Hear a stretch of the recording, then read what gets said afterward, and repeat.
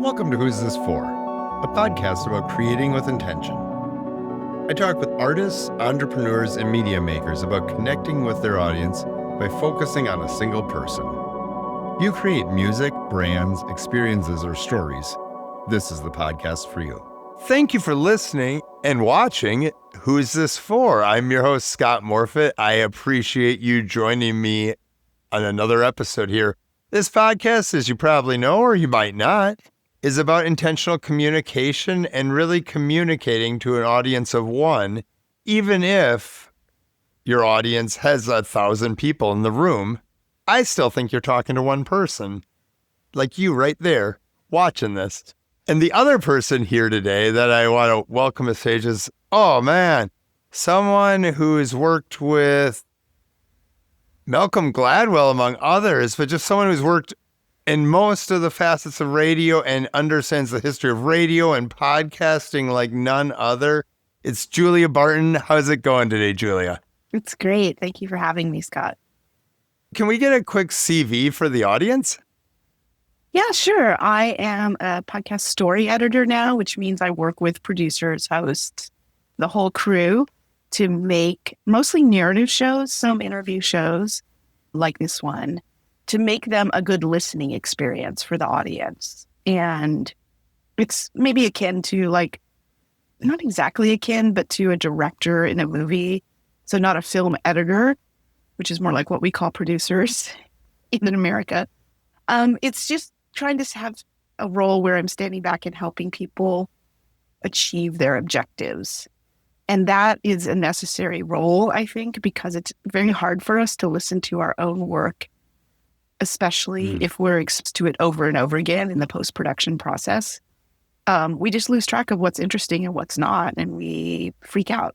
So my role is to help people not freak out and to connect with the audience as a listener. So it's an audio-based role mainly. But I've started a newsletter as well about audio history, going back to the beginning days of radio technology, because I think a lot of what's happening in my world, which is podcasting mostly now, has echoes in the past and is repeating some patterns in the past that we're not even conscious of. So last year, I got a Neiman Fellowship at Harvard University, and my goal was to read some of this history to start to understand these patterns and the origins of narrative conventions that we use all the time. So I'm telling people like Malcolm or like Michael Lewis or Jill Lepore, this is how we do it in audio. So I had this sort of crisis where I was like, I know there's a reason why we do it this way. And the farthest back that my professional lore goes was the beginning of public radio in the United States, which was the 70s. So it's really within my lifespan.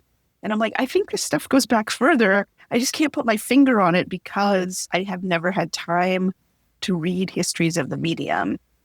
And then when I worked with Jill Lepore on her show, The Last Archive at Pushkin Industries, she and her producer, Ben Nadif-Hafrey, were really interested in this history. And so I started to get a glimpse of it on some of the episodes I edited for that show. And I was like, I need to know more.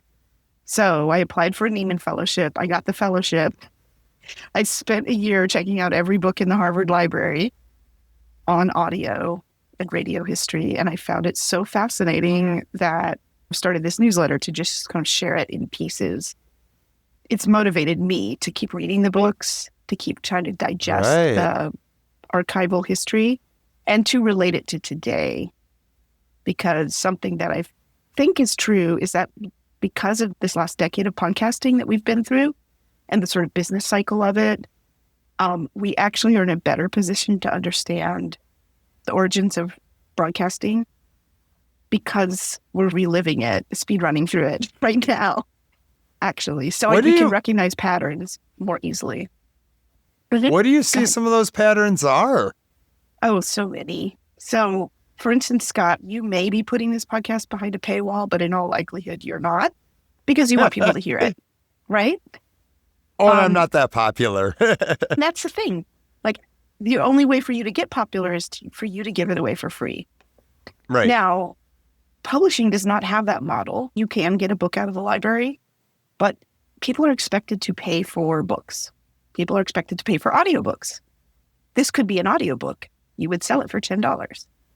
What the hell is that? This is a model of distribution that people decided on consciously in the 1920s, 100 years ago. And in the United States, we took a different path than most entities in Europe and the UK, Australia, and so forth. We did not tax the populace in order to pay for what was considered a public good, which is broadcasting. So we chose instead to support it with commercial, to give it away for free, because it is a public good, but then to try to recoup our losses with airtime to sponsors, to brands. It's a system that works sometimes. It's very profitable. And then sometimes it's really bad and everybody loses their shirt. And this cycle has happened. There's a writer, Susan Douglas, who says it's probably happening every 20 years because the system is so unstable. It falls apart and then a new system arises. And if you look at the clock for podcasting, I'm like, wait, when does that happen? I can feel it start to happening with the rise of video podcasting, which is a different kind of way of making this form. But it's just interesting. Like I'm living through it, but I didn't really have a perspective on it. And so that's part of going back and reading stuff from 100 years ago. The main preoccupation of everyone in radio, which was new, broadcasting radio, was like, how are we going to pay for this stuff? This is really expensive. And at first they funded it by selling radios. They were literally radio stations in the department store to demonstrate how radio worked so that then you would want to pay a big chunk of money for a radio receiver, right? So like WOR, for instance, one of the first stations in New Jersey was in the Bamberger's department store. They had a big antenna on the roof. They were like, come here, get your radio, hear a radio program. And at first they tried to convince musicians to go on, the shows. And they were only on for a couple hours a day. But they would go on for exposure, air quotes, see my air quotes? Right. For exposure. And then after a year or so of that, the musicians were like, wait a minute, this is free labor. Screw you. And so then they started, their unions demanded payment for these on-air appearances. So then it got more expensive to be on the air. And this cycle just would start up. And people couldn't believe how much, in the hole the radio networks were. They were just subsidizing their future. Eventually, they did become profitable. You see this cycle again and again in commercial podcasting. You're working really hard, making a thing, and hoping that you make your money back over the course of 3 years. It's a gambling business. There are other models. The UK had its device tax. So you pay a pretty hefty tax for every radio and then every television that you owned. And that would go towards funding the domestic service of the BBC. But even that's not enough money, right? Yeah, so that's just one example of a pattern that we are stuck in. And it just seems like the way things have always been. But it's really interesting to go back 100 years ago and read the arguments and the different models that people considered and then rejected in the United States. Yeah, thank you for all of this history, because I just learned that I'm doing this in a way that like commercial radio started.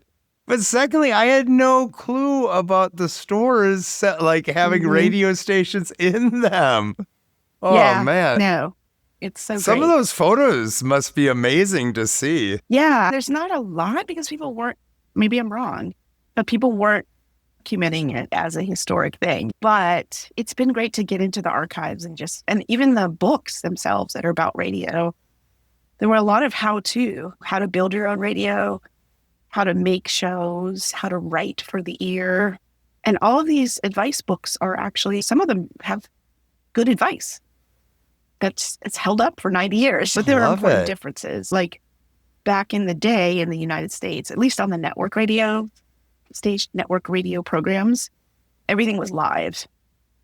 And also on a lot of the local stations, because recording technology was hard and expensive, you'd basically have to cut an album of your show. And then if you wanted to edit it, you needed like this complicated rig with 3 different disc cutters and It was crazy. So most stuff was live. Most of it was not recorded. It's lost to time. But it also affected the type of programming that you would make, right? Because you can go back and edit your intro to the show. You can edit when I'm rambling on, because I do. Oh, my mistakes that I make in my questions are what I generally edit. Yeah, you can edit in post-production. And so that world was a world where you didn't edit. There was no post-production. So everything was pre-production. So you really had to get the scripts right. You had to have professionals who were good at reading off a piece of paper and sounding natural. And you had to time it so that your program could end on time and the next live program could begin in the next studio over. So it was different in many ways, but there are also still a lot of similarities. And we inherited that whole system. Like, we are the progeny of that system, even if we're not aware of how it worked exactly. So that's, first of all, it was really hard for me to grasp all of that in my brain. Just then start explaining it to my professional peers and being like, hey, isn't this interesting that we inherited this system that was both live and also extremely scripted? So professional roles were slightly different, but our aesthetics are the same in many ways. Oh, that original radio, yeah. Communicating with their audience, but still couldn't have like much room for spontaneity. Yeah, they called it ad-libbing. And people who could ad-lib were like considered gods, but also a little bit scary, because you wouldn't want an ad-libber to take over and then blow through the next program start time. Right. You had to keep it under control. Wow. That is incredible. That back timing stuff's crazy to me too. It hurts my brain. Back timing, yeah. Yeah, it's interesting too, because I really, until we had this chat, was thinking like, oh, this is pretty much based in public radio, like we said at the beginning. Like, I figured I was doing what they were doing in the 70s, kind of like that young Ira Glass or whatever. I guess I just pick him to compare myself to. That's ridiculous. Oh, he got his stuff from somewhere, right? He got its aesthetics from somewhere originally too. But there is a huge difference, right? Which is like, by the time public radio started, there was tape. There was magnetic tape. Right. And so it became this melding of live radio like culture and this new kind of documentary culture that was centered around, being able to go out in the field and interview people and splice together interviews and narration and even music. So it's true. You are inheriting both, like, you're inheriting the economic model of commercial radio, which is like pray that someday you'll make a living. And then the sort of aesthetic model of public radio, which is like a little tiny bit subsidized by the taxpayer, but is this more documentary aesthetic. Yeah. I just think it's interesting that we have this lineage and we don't really talk about it much, because it is. Although with public radio, they have back timing too. That's the place where I've learned about back timing. Yes. Yeah, that bird on tape to start the package only goes for 5 seconds, or else you've blown too much time. Yeah. I love it though. So I want to go back to something you mentioned right at the start about what you do for your current work. And that's really, it's interesting because you're bridging a gap between the host and the listener. How do you prioritize what things that, like, I guess my main question is, how do you prioritize things for the listener and make sure that the host is getting those across? Yeah, I mean, it's a subjective process, right? It's more like a feedback mechanism. And I don't assume that my reactions are the only correct reactions. I'm just trying to notice how, like, the structure is working overall. And I'm talking about narrative shows, right? Some of this applies to interview shows as well. But is the argument set up well? Is it intriguing to me? Am I curious about what the host is curious about? What is the proposition that's being made to me? If I can see in my feed, this episode is 45 minutes long. Am I going to commit 45 minutes to this question, right? This opening question or this opening sort of like scene. And if so, then like, how does it unfold, right? So then I'm thinking, as I'm listening to the middle of the episode or reading through the script, is this pace good? Am I enjoying myself? Is it clear when we move from one character to another, what's happening? Is it too absorbed?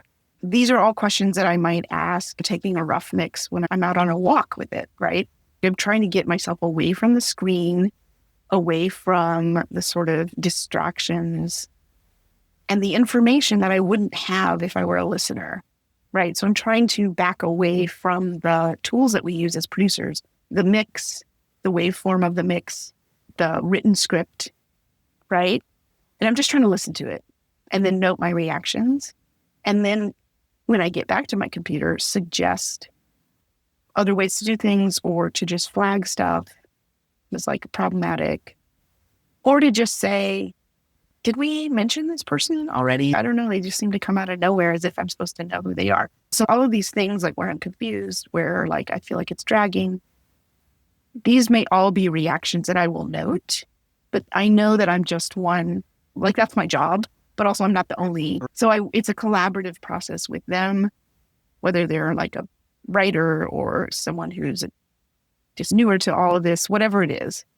I'm just trying to show them a mirror, right? But a very kind of precise mirror. I'm not being like, yeah, I don't like this episode. Let's tear it up and start all over again. That is not a good note. That is the worst. Die if I got that note. But I'm trying to be a good collaborator. I know this is really hard work. And by the time I'm getting it as the editor, people have already put tons of time and thought into it. So I want to help figure out like what is the effective version that may be inside this first draft, because there's always something else in there that maybe they're not even noticing. And then that's pleasurable if you can see something that's even better than the first efforts, right? Oh, yeah. Yeah. So it's just an audio version of that. Yeah. I love the images of you putting yourself really in the listener's shoes too, though, going on the walks. Sometimes when I'm listening, I do the car test a lot. That Just one as I good enjoy. too. Yeah. Yeah. So do you, and it sounds like you do put yourself in the listener's shoes. Do you have a proto-listener that when you're making stuff that you're making it for? Sometimes we'll have those conversations in development. Who is this show for? Right? What would our ideal listener be? And so I'll try to keep that person in mind if it's strongly different than I am. But in the end, it's like I am giving my notes with my own limitations, right? So like I will be different. Like if you had a different editor, you would get different notes from that person. But I'm trying to be honest about it. And I will also acknowledge that when I put my notes in the Google Doc. Look, I'm an older white lady, so just take it with a grain of salt. I tend to like shows that are a little more intellectual as opposed to plot and emotion driven. So my reaction may be much more, yeah, that's terrible, but what does it all mean? How the world was at this point in time or whatever it is. That's just me. I like those kind of shows. I like shows where I'm also having an experience, but I'm also learning from that experience in a way that I will take something away from. So it's just my tendency, and people just own it. I will tell people like, look, this is the kind of note you're going to get from me. You can also ignore it. It is your show. It is not my show. I'm not trying to take over your show, but I am a bossy lady. So, like just know that about me. I will sound bossy, but I can also be wrong. And then I can be like, okay, fair. Like this is a show for younger people. Please don't make it a show for me. Right. Just take my note with all the other notes. And if you want to try to do something and you're having a hard time getting it across, I will do my best to help you. Easy. Yeah. So podcast audiences, to me, they're such a unique thing because they're based in talk radio in the history, be it NPR or that other kind of talk radio. Oh, the news and commentary. But they also have this very freeform thing. It's so interesting trying to think of a listener to a podcast because I just don't think that there is. Obviously, there's no one podcast listener. So yeah, it's interesting because, and I suppose media making is this. It feels like it's a thing where there's some form to it, but it's all different all the time. If we're cutting the same clips that we're sharing on social media and all of that, it's just an interesting field to me. Yeah, and I think the only way you can know your audience is to start making something and then find out who shows up. right? And then, Oh, yeah. that's why you hear a lot of shows asking for listener surveys. The comments on Apple Podcasts are not necessarily a good cross-representation of your listenership. They may be more cranky, or they may be like your mom. so, Right. so that's tough. This feeling of not knowing who you're talking to, I think it's baked into the form as well. Like at least radio, broadcast radio, when it's live or it's pre-recorded material, people are all listening. It's like a segment of whoever's got the radio on at that time in place, right? And so there is a communal aspect and a real-time aspect to it. Whereas podcasting, it's weird. It's like this hybrid of publishing and broadcasting. When Malcolm started Revisionist History, it was 2016, and I was the editor. Mia Lobel was the showrunner, producer. And we both agreed that we were like, this guy's already famous. We want to make a show that people will find 10 years from now and still enjoy.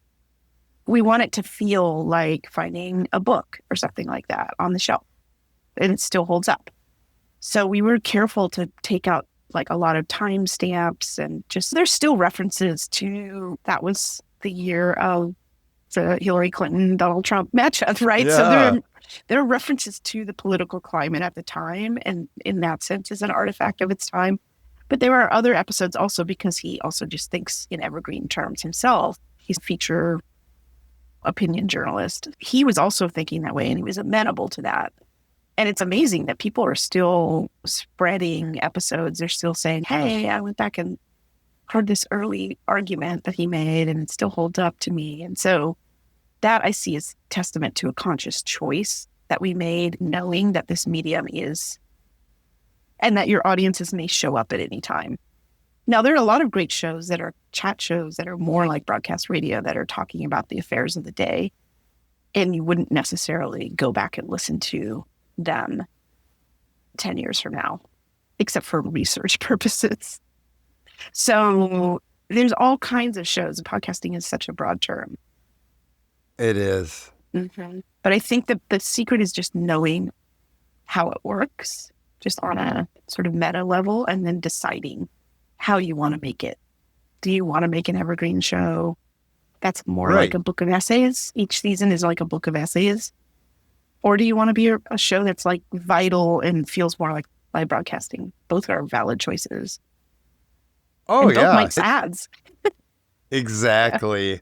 Yeah. And either one is liable to be picked by me on a road trip. So as a listener myself. Yeah. I do have a question for you, and it's one I've been asking everyone on this program. And I know that this is controversial because we're in an era where we've gotten so much taken from us, but are you using AI at all in your work? I've been resistant to it, but while I was on my Neiman Fellowship, because I'm a writer and I'm honestly like still trying to find my voice, even though I'm in my 50s, but I've been an editor behind the scenes. So when I started the newsletter, it was like, this is going to be me figuring out my voice. And I've given myself a weekly deadline, and I'm like writing original material. And also I'm hoping that writing original material is going to make it stand out, because people are looking for these products off the shelf that are being pushed on them. That said, I just had my first idea to use AI, which it would be in the future. But there's a collection at the Library of Congress, one of the first ad-libbed interview shows on American radio. It was this host, Mary Margaret McBride, and she was on commercial radio, starting with that department store radio station, WOR Newark. She had her own show, and she started interviewing people as part of that show. And then she got a longer time slot, I think on CBS and then NBC, and then she went to ABC. Anyway, she had her own production company, and I wrote about her for this public media site called Transom. So I wrote about her a little bit in my newsletter, Continuous Wave. But so in the course of researching that Transom piece, I went down to the Library of Congress Recorded Sound Division. You have to make an appointment. You have to look at their list of programs and choose, how many possible ones you could listen to in the course of one day. I had a day and a half there. That's all I had time for. And you have to Cool. go down there and sit down at a desk and they've got your cue ready for you. And then you start listening. And I was like transcribing stuff and like trying to take notes, but you can't take it with you. It is not online. It is digitized. It used to be on reel-to-reels and even some records and stuff. Yeah. It's not digitized. It's not online. And so Ooh. I know. Then I proceeded to get some of it released through the estate and the Library of Congress. Like I followed all their protocols. Anyway, so it's just a way of me road testing this, but I would love someday for that material to be sort of open to the public because it's our heritage, right? So that's my next aspiration, is to liberate some of this material. I don't think it's the state is holding it for any reason. She doesn't have any heirs, this woman, Mary Margaret McBride. I just think no one's really paid that much attention to it as an audio resource, right? So if you're researching a book about one of the people she interviewed, I mean, she interviewed Langston Hughes, she interviewed Zora Neale Hurston, she interviewed Pearl Buck many times. Like all of these figures of mid-century America went on her show to promote their books. She was like the Terry Gross of the age. Hello. And she was ad-libbing. She didn't use scripts. So she was really interesting. She asked good questions. So I would love for us to hear that, all that material. But then I'm like, even if it were out in the world, I don't have a bazillion hours to listen to all of it. What if AI could help me learn what's in that, cross-reference it, crunch it, you know what I mean? It's not just as a sort of like a searchable database, but to actually listen for themes, for like moments when Mary Margaret is fumbling her questions versus they're really in a flow, like programming questions. I think like an AI agent could be, but you would create an AI agent specifically for that task.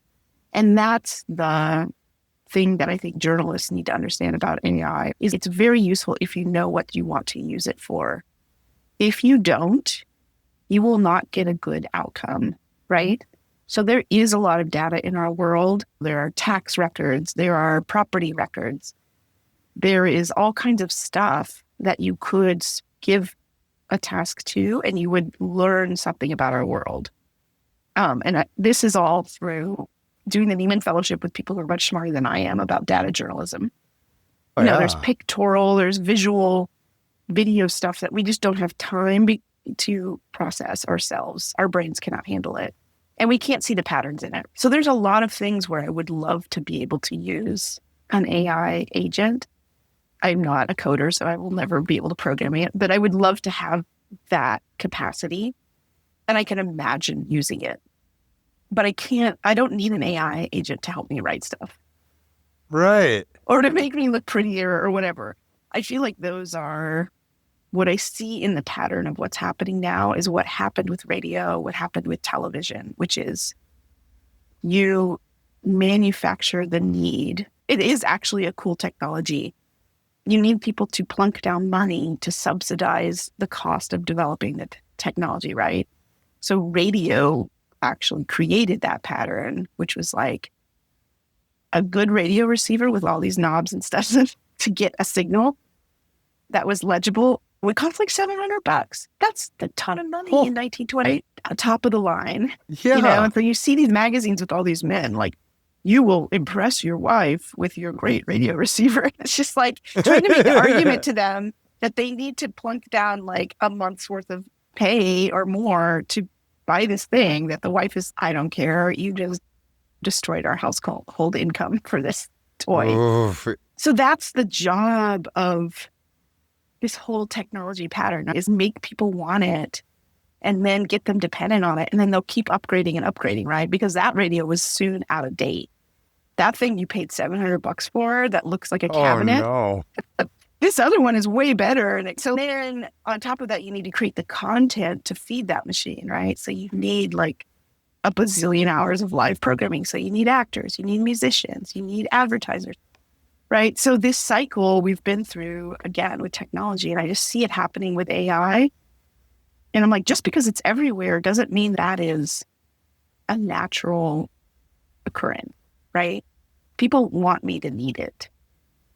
I don't want to be their beta tester, man. Like, I'll show up at the end of the party and be like, I'll take these extra hors d'oeuvres home with me. I don't want to be the one who's like beta testing all this stuff. I know that just even the act of writing the newsletter, I am feeding the machine, right? Like, the machine will ingest it. Hi, I know. machine.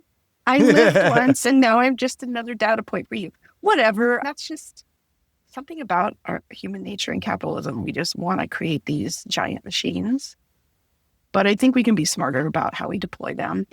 I don't know. That was a long answer. Yeah. No, it was a good one, though. The content analysis piece is so right on the money, too. I think that project would be amazing, especially like you said, like asking someone how the beats of an effective interviewer works. That would be awesome to have that. Would that be amazing? There is something actually called Rogan Bot, I think, which these journalists decided, like, so much consequential stuff is within the steady stream of bullshit that is the Joe Rogan experience, right? But you don't have time to listen to like hours and hours of content that's pumped out of that comedy garage every week, right? So this bot agent ingests it. It's searchable. I don't know how much it analyzes it. That could be another layer. Are people laughing?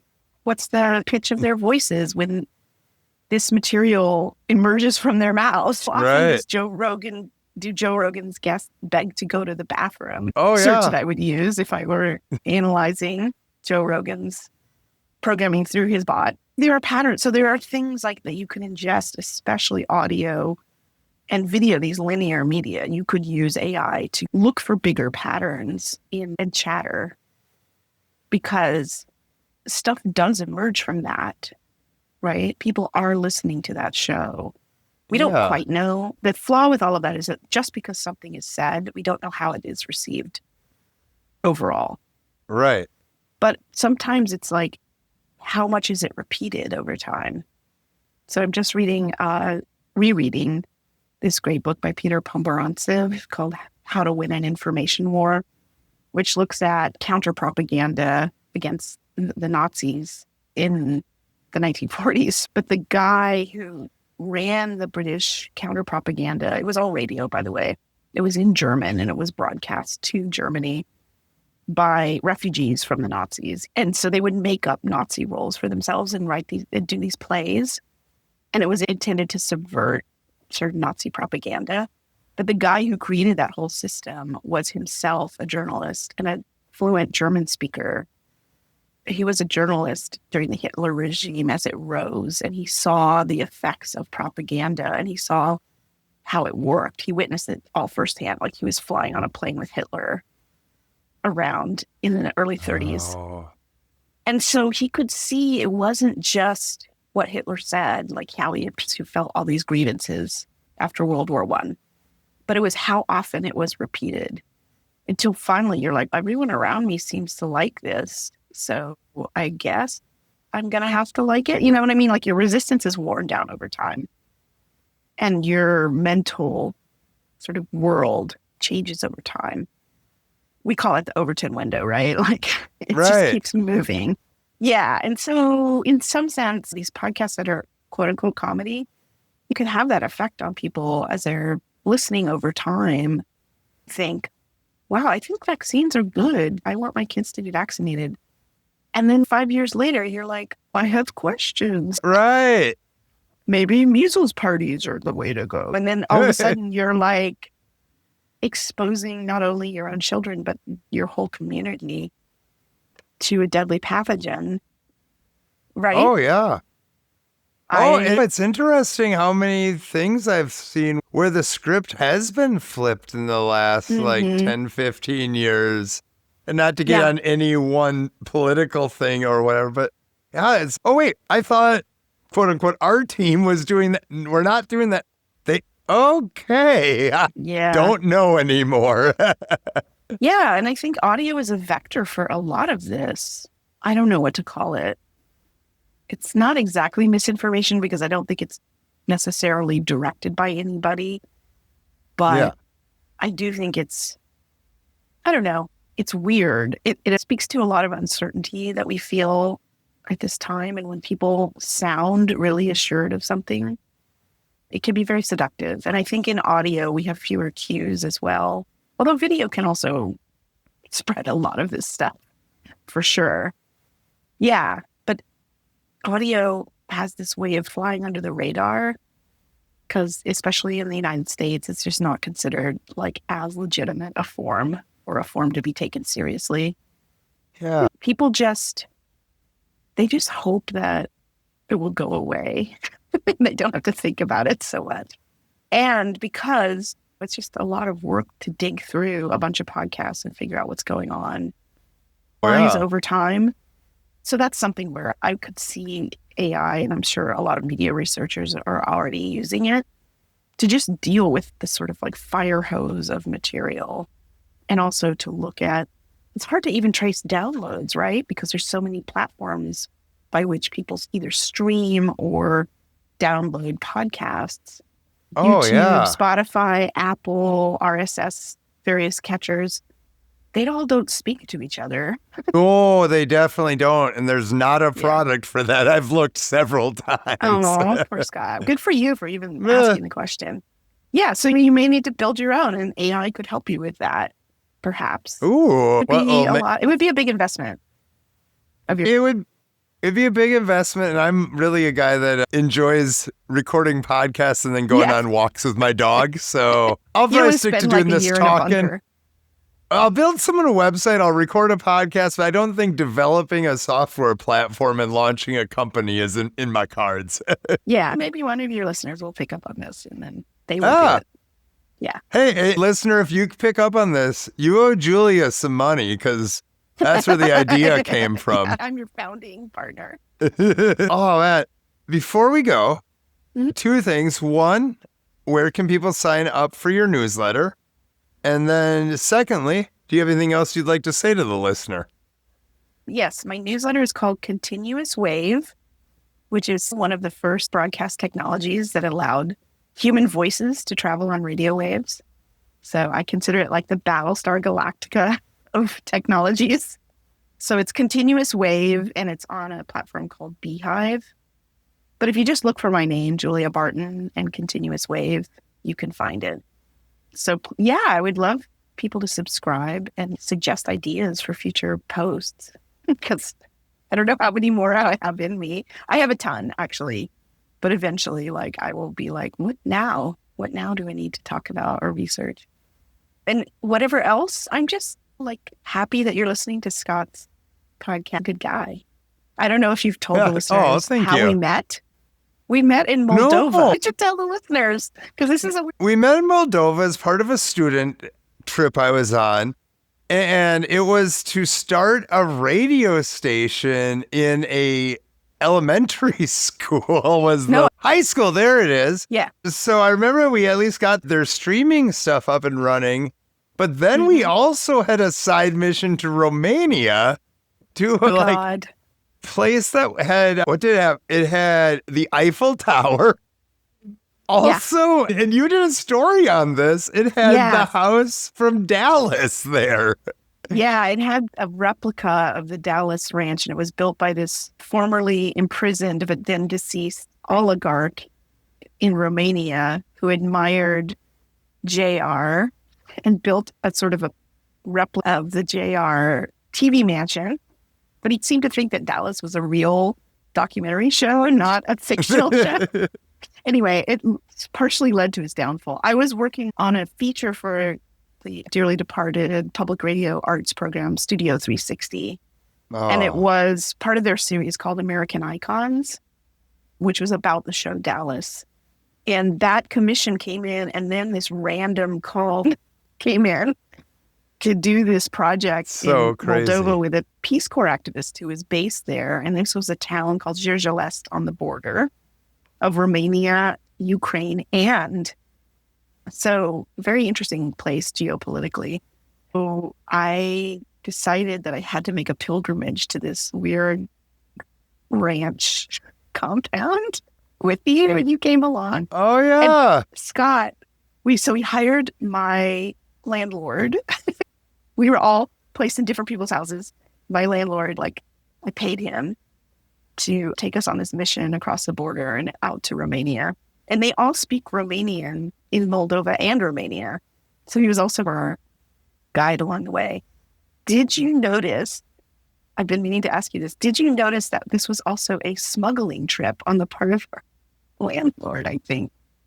No, I did notice that he was bribing the people at the borders. I didn't know there was smuggling. I think, and this is not like a major crime, but later on I found out that like one of the little like side hustles that people would do is to smuggle fake Marlboros from the breakaway Moldovan region of Transnistria on the other side of Moldova, which is a very small country, smuggling those into the EU. So people could have their Marlboros that weren't actually Marlboros, but were some like counterfeit version of them. So I don't know if that's what he was smuggling, but the likelihood seems high. And so he had some of this stuff in his trunk. And remember, he stopped in this village and made a phone call. And then like on the way back, we stopped and someone came and got stuff out of the trunk of our car. And I did remember that. Yeah, it was great. And we as Americans were like the perfect cover, right? Because he was like ferrying us around on a legitimate mission. So of course he needed to earn some side cash. And then sadly, he and his friend got so drunk. Oh, yeah. They were really drunk the week after that. And no, actually, this wasn't my landlord. This was another guy. I can't remember who. Anyway, it was like he was such a sweet guy. And then he took his proceeds from our smuggling trip and bottled a lot of alcohol for him and his friend. And they were both super drunk that week. Yeah, it was a really interesting trip. And it was a great time to get to know you. And like we would meet in a little cafe where they would serve us like hot instant coffee in plastic cups that were melting into the coffee. Oh my gosh, yes. It was such a fascinating place. And I speak Russian, not very well, but I can manage with it. And so I was along on this trip to communicate with the Russian-speaking older people. And the younger kids do not speak Russian. They understand it through television, but they did not speak Russian. So it was a really interesting place to be. And then our professor, who was organizing all of this, she was doing oral history interviews in that village, and I think she went back. Yeah, I think she did. It was a good project. I really wonder if that little streaming radio station still exists. I don't know. Now that I remember, I don't remember who actually paid for it, but we got them all the gear to set it up and everything. Yeah, it'd be neat if they were still doing something. It was like a combination of the Peace Corps, Fulbright, and there was some U.S. Embassy money. It was a really interesting trip. Claire must have paid for us or somehow that whole... Because I didn't pay to go on that trip. I don't remember what the funding stream was. I wasn't asking those questions at that point in my life. Yeah. It was a really interesting... It was. Anyway, that's how we met. That's how we met. And that trip has made at least... Seeing, for me, some of the stuff that's going on in Ukraine hit home a little bit more. Again, not that we were in the area where the fighting was, but it was at least like we went into Ukraine. So... Getting to just have a picture of what that Eastern European area was like was really life-changing. But the trip itself, it was just a blast. Yeah. Wow.